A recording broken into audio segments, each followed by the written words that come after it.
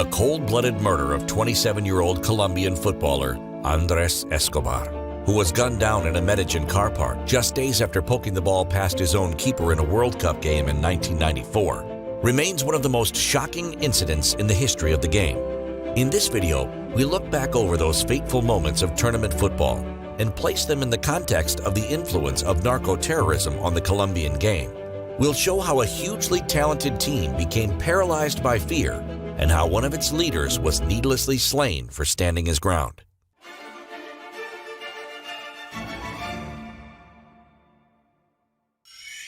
One must attribute the rapid rise of Colombian soccer to the influx of drug money in the sport. When Colombia touched down in the USA for the World Cup of 1994, they arrived as one of the pre-tournament favorites.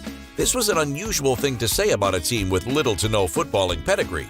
Italia 90 had ended a 28-year hiatus, and their chances then had been neatly surmised by winning coach Franz Beckenbauer. You're a good side, but you lack history. Fast forward 4 years, and Colombia was a more mature outfit, losing just one of their previous 26. They conceded only 2 goals in qualifying and even secured their place in the finals with a resounding 5-0 victory against Argentina in Buenos Aires. A victory so impressive the team received a standing ovation from the home fans.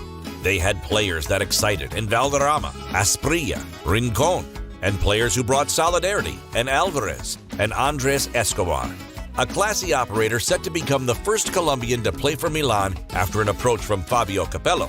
Back on home soil, this team was more than favorites. It was a symbol of hope. Performances had become a welcome distraction from a turbulent and bloody war that raged between the government and drug traffickers under the command of Pablo Escobar. The team was not, however, isolated from this conflict. We were living through a violent time in a country fraught with social problems that could not be divorced from soccer. It had become the centerpiece of President Gavidia's well-polished PR campaign to reframe the image of Colombia after its name had become synonymous with narco-terrorism. Furthermore, this squad had come through at a time when drug traffickers had a pervasive influence over the game. The coach, Francisco Maturana, and several of his players had been employed at Nacional at a time when it served as a money laundering front for Pablo Escobar.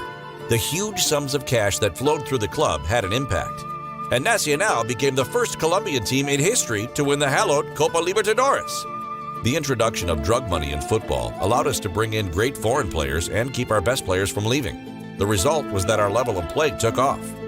The association between club and country did not go unnoticed.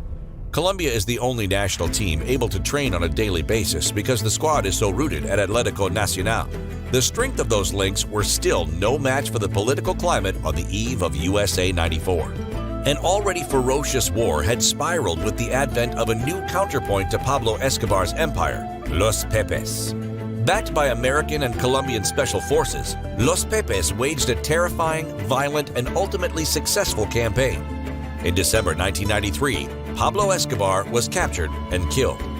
Anyone hoping this change would bring an end to the violence was misguided. Instead, it created a dangerous vacuum. The law of the boss is the law of the land. When Pablo Escobar died, the earth shook and the wind cried, "Pablo Escobar." Football immediately felt the aftershocks. Center-back Chonto Herrera's 2-year-old son was kidnapped and held for ransom.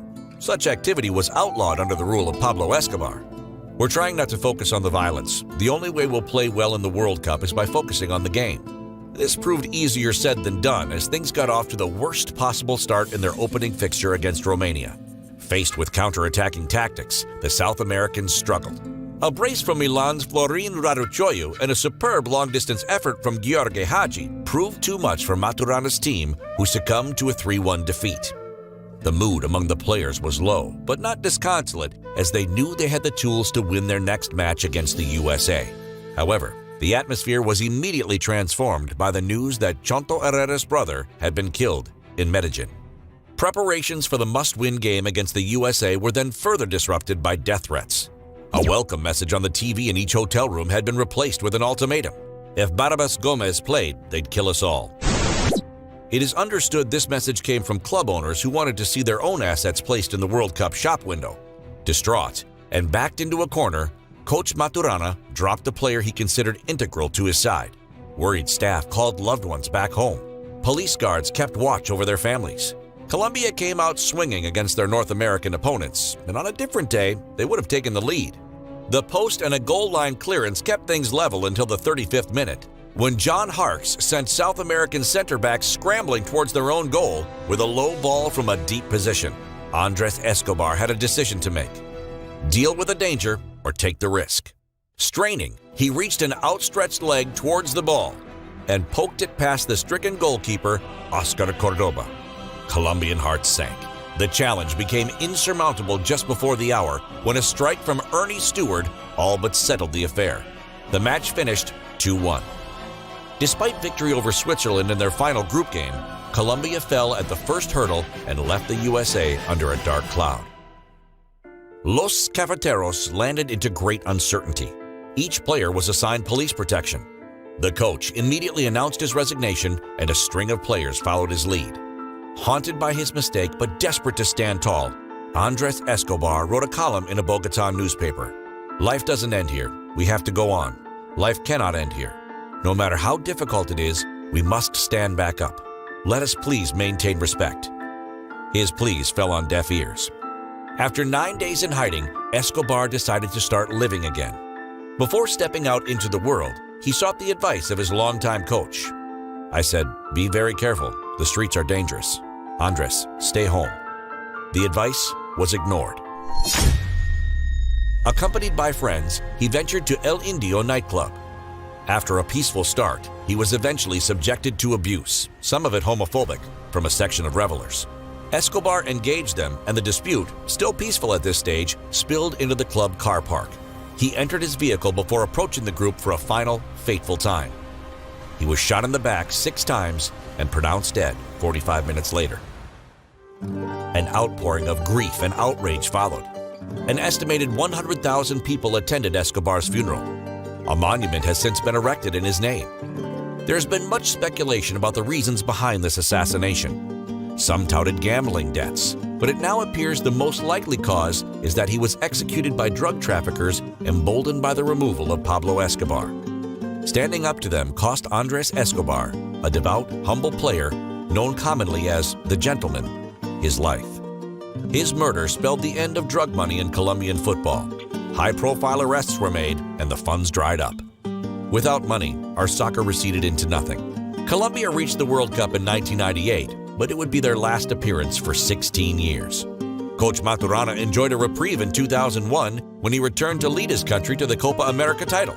However, the final word in this chilling tale will always fall to those left to pick up the pieces. Era una persona entregada al deporte, no ponía problemas por nada. Entonces, lo mataron por nada. So, there you have it. The story behind one of the game's most shocking moments. Feel there's more to this story? Want to share your memories of this time? Take your thoughts to the comments section. And always remember, it's a good game, but it's still just a game. Want to learn more about the influence of organized crime on football? Check out this video on how the Mafia interfered with Maradona's Napoli, and delve deeper into the darkest corner of the world's favorite sport.